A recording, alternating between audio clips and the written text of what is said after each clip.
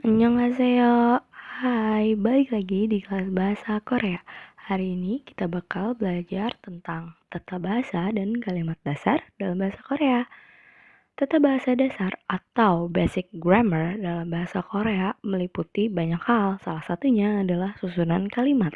Jadi, dalam bahasa Korea itu susunan kalimatnya adalah subjek plus objek plus predikat. Berbeda dengan bahasa Indonesia yang SPOK, di bahasa Korea itu SOP, SOP. Ya, contohnya, kalau kita pengen bilang aku makan nasi dalam bahasa Indonesia, kan aku makan nasi, ya kan? Aku adalah subjek, makan adalah predikat, dan nasi adalah objeknya. Sedangkan kalau di bahasa Korea, dibalik antara makan dan nasi. Jadinya, aku nasi makan. Aku adalah subjek, nasi adalah objek, dan makan adalah predikat. Jadi sebenarnya gampangannya ya, kalau di bahasa Korea itu hal-hal yang ditekankan atau yang penting banget untuk diketahui. Jadi kayak subjek sama objeknya ngapain sih gitu, itu sebenarnya ada di akhir. Kalau di bahasa Indonesia kan di tengah, kalau di bahasa Korea itu di akhir, benar-benar di paling akhir.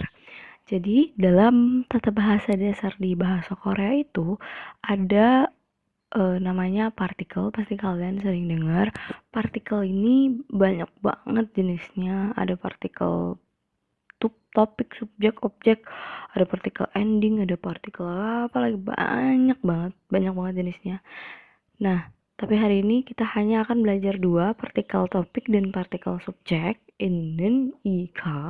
Cuman sebenarnya ada tiga partikel dasar yang harus yang harus diketahui atau yang harus benar-benar dipahami dalam membuat kalimat, karena tiga partikel itu sangat berpengaruh dalam membuat kalimat. Nah, jadi sebelum kita masuk ke salah satu partikelnya, fungsinya partikel itu buat apa sih? Nah, fungsinya partikel itu untuk padanan atau pasangan dalam bahasa Korea dalam menjelaskan atau mengkategorikan sesuatu termaksud subjek, objek, atau predikat. Jadi gini, kayak kalau di bahasa Indonesia kan cukup aku makan nasi. Nah, kalau di bahasa Korea itu aku harus ditambah partikel subjeknya supaya diketahui bahwa aku itu adalah subjeknya. Nasi juga harus dikasih partikel objek supaya orang yang dengar itu tahu kalau misalnya nasi adalah objeknya. Dan makan harus dikasih partikel juga supaya tahu makan itu apa sih gitu, fungsinya apa gitu. Nah, partikelnya ini ditaruh setelah subjek, objek, atau topiknya itu. Nah, kemudian partikel itu keharusan ya, jadi memang harus ada dalam grammar bahasa Korea. Jadi emang spesialnya grammar atau tata bahasa di bahasa Korea tuh ya ini, partikelnya. Jadi emang kalau diartiin dalam bahasa Indonesia, apalagi bahasa Inggris tuh nggak ada artinya. Tapi di dalam bahasa Korea itu sebuah keharusan gitu. Jadi kayak emang harus ada dan harus kita pelajarin. So, kalau kita mau bisa menulis atau menyusun kalimat dalam bahasa Korea. Nah, kalau misalnya sampai salah atau sampai nggak ada itu partikelnya, akan menyebabkan kebingungan dan bakal nggak bisa diartikan gitu. Nanti kita bakal bahas lebih lanjut. Langsung aja, yang pertama ada partikel topik, en, nen. Nah, fungsi partikel topik atau partikel ini adalah menunjukkan topik pada sebuah kalimat, bisa juga sebuah subjek. Ini harus hati-hati, bisa topik, bisa subjek. Nanti kita bakal bahas, karena itu kan tadi kayaknya yang partikel subjek udah ada. Kemudian ditempelkan pada kata benda, jadi partikel topik ini nggak mungkin ditempelkan pada kata sifat ya, pasti pada kata benda. Terus untuk memperkenalkan diri, memperkenalkan orang lainnya kayak 저는 이름입니다 gitu. Kemudian untuk memberitahu kontras atau kebalikan oppositely, kemudian fakta umum atau general fact. Nah, cara penggunaannya, en itu digunakan biasa pada kata benda yang berakhiran huruf konsonan dan nen pada kata benda yang berakhiran huruf vokal. Jadi sebenarnya kalian gampang aja sih untuk bedain en dan ini kapan digunakan, adalah ketika kalian ucapin itu enak diucapinnya. Karena ketika konsonan ketemu konsonan itu kan gak enak ya diucapinnya. Kayak lidahnya Korea tuh tidak terbiasa antara konsonan ketemu konsonan, dan kalau kalian coba di bahasa Korea itu jadi gak enak ketika kalian ucapkan. Tapi kalau misalnya enak kalian ucapkan berarti bener. Kalau misalnya nama saya Mirza, jangan deh Sehun, Sehun kalau dikasihnya yang nen jadinya Sehunen kan gitu, nggak enak ya. Tapi kalau Sehunen enak karena memang bener yang atas gitu. Nah, kemudian ini kita langsung belajar patternnya aja untuk memudahkan kalian dalam menggunakannya. Jadi biar kalian tahu, oh kalau ini tuh pasti pakainya enen kalau mau bikin kalimat kayak gini, kalau mau bikin kalimat kayak gini pakainya yang satunya, atau kalau mau bikin kalimat kayak gini juga enen gitu. Pattern 1 atau pola 1 adalah kata benda ditambah enen pasti ya, atau partikelnya, dan kata benda plus kata benda ditambah imnida. Imnida ini adalah partikel ending atau partikel akhir, dan imnida ini bisa berubah sesuai dengan tingkat kesopanan gitu. Nanti kita bakal pelajari lebih lanjut tingkat kesopanan. Jadi contohnya di situ ada 저는 시우민입니다. Nah, 저 itu kan saya, 는 itu adalah partikel topiknya. 시우민, 입니다. Imnida adalah lah, bisa diartikan imnida adalah sebagai adalah. Jadi saya adalah, nama saya adalah, atau saya adalah 시우민. Kemudian 저는 한국 사람이에요. 저는 한국 사람이에요. Saya adalah orang Korea. Nah, itu kok beda bis? Imnida, iya benar. Jadi imnida itu buat ditujukan ketika itu situasinya formal, dan iya itu formal tapi casual. Jadi kayak formal tapi sehari-hari nggak formal banget. Kemudian 백현은 내 친구야. Jadi 백현은. Nah, di situ 백현 itu kan akhirannya n, ya kan? Akhiran namanya itu kan pakai huruf n. Nah, karena pakai huruf n jadinya pakai yang gampang kan? Jadi kayak kalau kalian enak ucapinnya itu berarti bener kayak chonen, itu kan enak. Tapi coba kalau chon choen kan kayak aneh, choen aneh, nggak enak gitu dia lidah. Chonen, 백현은 itu. Sebenarnya kalau didengerin banget sih sama aja, tapi kalau ditulis itu memang jadinya beda. Tapi kalau didengerin sebenarnya sama aja. Kemudian, nah 친구야, ya itu buat informal atau bener-bener kayak udah deket banget gitu sama orang yang kamu ajak bicara, pakainya yang ya itu. Kemudian pattern kedua, nah ini yang minggu kemarin ketika saya kasih tugas dibuat adjektif, banyak banget yang pakainya partikel ini, padahal belum saya ajarin ya. Karena emang ada perbedaan antara partikel ini dan partikel yang satunya. Kenapa saya kasih tahu ya, kasihnya yang partikel sebelumnya, karena itu lebih general, sedangkan kalau ini lebih khusus gitu. Tapi kalian malah mendahulukan pakai yang ini. Oke, gak apa-apa. Kata benda, jadi pattern yang kedua itu kata benda, enen tambah kata sifat. Kita udah pelajarinnya minggu kemarin. Jadi contohnya, maaf, ini belum dipelajarin tapi kalian sudah tahu. Contohnya ada 물은 차갑다. Artinya airnya dingin. Nah, mul di situ kan berakhiran l kan. Berarti ditambahin yang en. 고양이는 귀여워요. kucingnya lucu. Kucing lucu. The cat is cute. 고양이는 는 di situ karena berakhiran i kan. Kucing itu kan 고양이 berakhiran i, jadi tambahinnya 는. Kemudian 가방은 예쁘다. 가방은 예쁘다. Nah, di situ bang itu kan berakhiran itu kan kalau di bawah berarti dibacanya apa? Dibacanya kan, berarti masuknya konsonan, makanya ditambahinnya tasnya cantik. Jadi gini, untuk kata benda yang kalian jelaskan menggunakan kata sifat menggunakan atau nen, itu ada emphasize-nya atau contrasting, menunjukkan kontras. Emphasize adalah penekanan ya, jadi ada penekanannya. Kita lihat, coba kalian perhatikan percakapan selanjutnya ya. Ini ceritanya Suho sama Channya lagi ngobrol nih. Suho tanya, 동물 좋아해요? Apakah kamu suka binatang? Terus Channya jawab, 고양이는 좋아해. Aku hanya suka kucing. Suho kan tanya, apakah kamu suka binatang? Dan si Channya kalau pakai nen itu berarti hanya suka kucing, dan mengindikasikan bahwa dia tidak suka binatang lain, dia hanya suka kucing.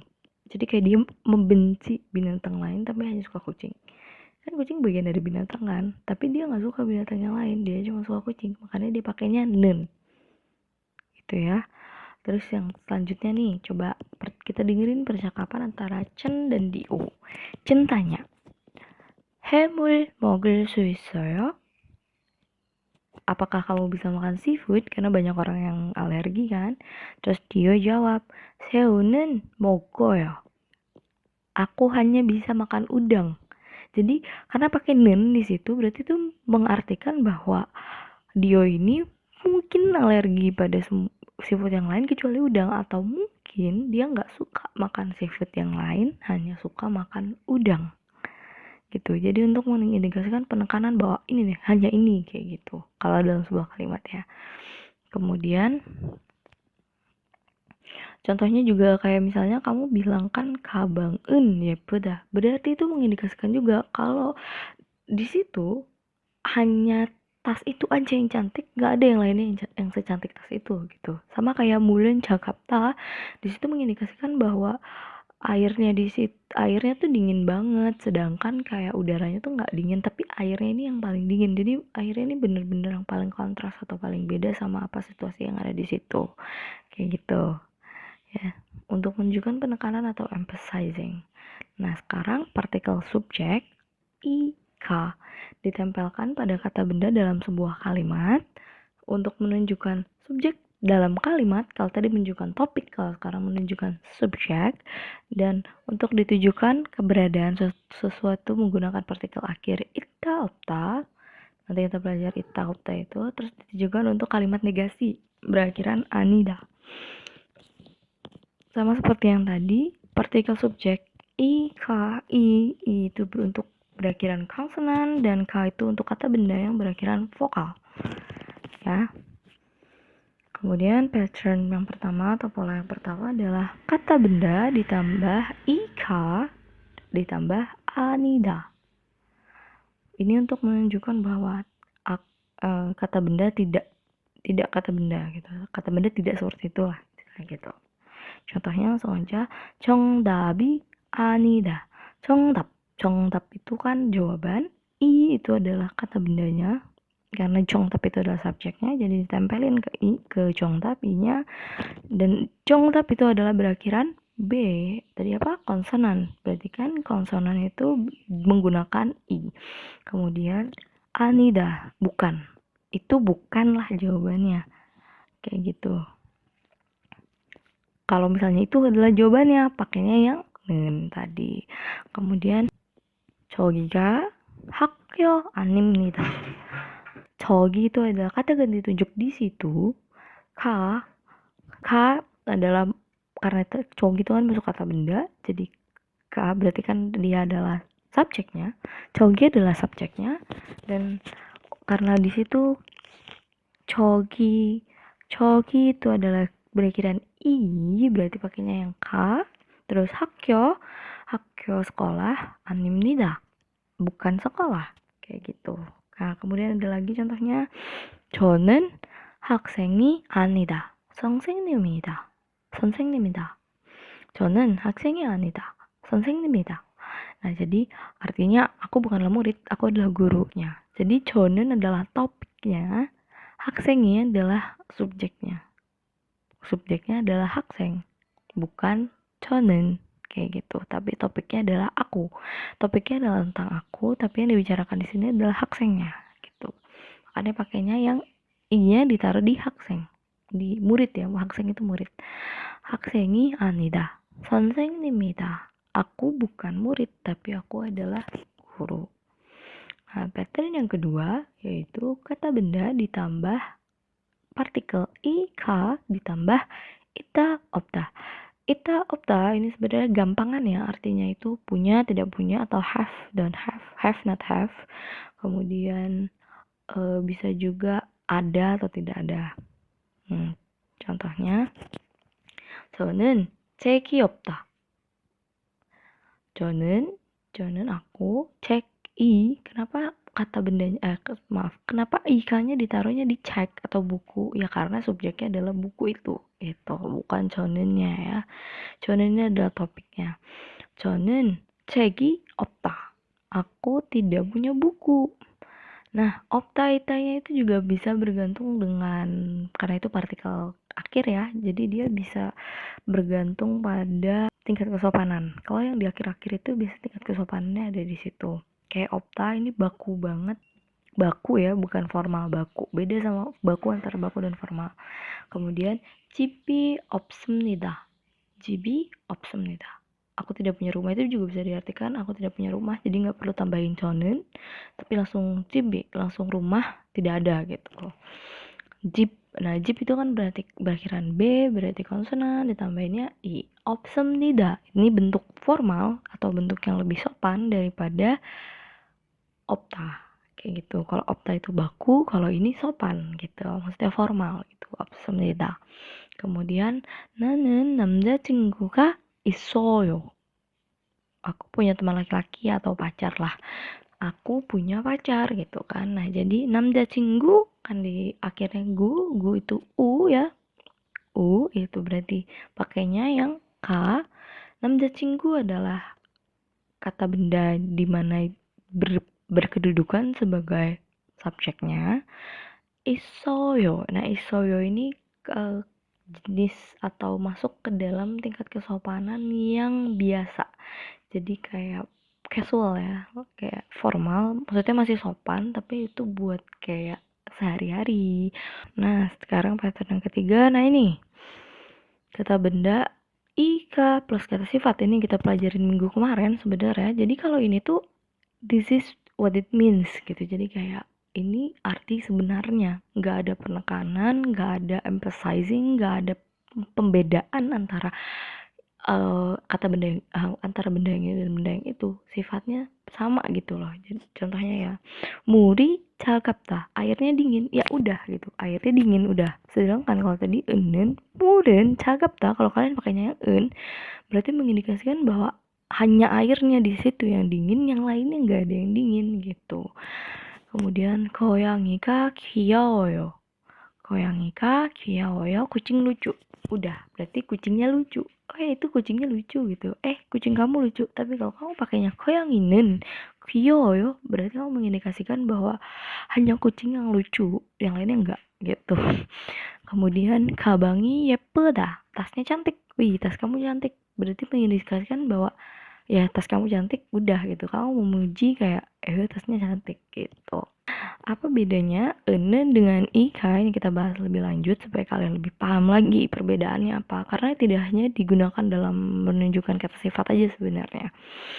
Nah gini, ini untuk pertama menunjukkan kontras, yang kedua penekanan, itu pakainya yang enen ya, ingat ya, kontras dan penekanan itu yang enen, tapi kalau yang artinya apa adanya atau biasa aja itu yang ika. Oke, perhatiin percakapan ini ya. Ceritain lagi di kelas EXO, terus tiba-tiba gurunya kaget ngeliat kursinya itu rusak gitu. Terus gurunya langsung tanya spontan, tau gak kesel, siapa yang merusak kursi ini? Terus Suho nih ngacungin tangan, dia bilang, 제가 깼습니다, 선생님. Saya yang merusaknya pak gitu. Terus kayak ini juga tiba-tiba berdiri, terus ngacung tangan terus berdiri, 제가 깼어요, saya pak gitu, saya yang merusaknya pak. Nah Baekhyun ini juga sama, dia berdiri dan dia bilang, 제가 깼습니다, saya pak gitu. Terus tiba-tiba Chanyeol ini berdiri, kemudian dia bilang, 저는 안 깼어요, Sam. Bukan saya pak, tapi dia langsung lari. Nah di situ bisa mengindikasikan bahwa karena dia pakainya yang nen itu kan partikel topik yang enen, tapi dia bilangnya an, berarti pendengar itu sudah expecting atau sudah membayangkan bahwa pasti artinya adalah berbeda dari yang arti sebenarnya. Berarti di situ mengindikasikan siapakah pelakunya? Betul sekali, Chanyeol pelakunya, karena dia di situ Jonen an, berarti itu artinya. Jadi artinya adalah kebalikannya. Jonen an itu berarti 제가 깼어요 gitu. Arti kebalikannya. Jadi artinya adalah dia sebenarnya mengakui bahwa saya yang merusaknya gitu. Jadi emang ada twistnya atau ada apa ya? Artinya tuh kebalikan lah gitu saya, buat menunjukkan oppositely gitu, dan menunjukkan kontras dan emphasize juga. Jadi emang harus banyak latihan untuk tahu benar-benar perbedaannya di mana.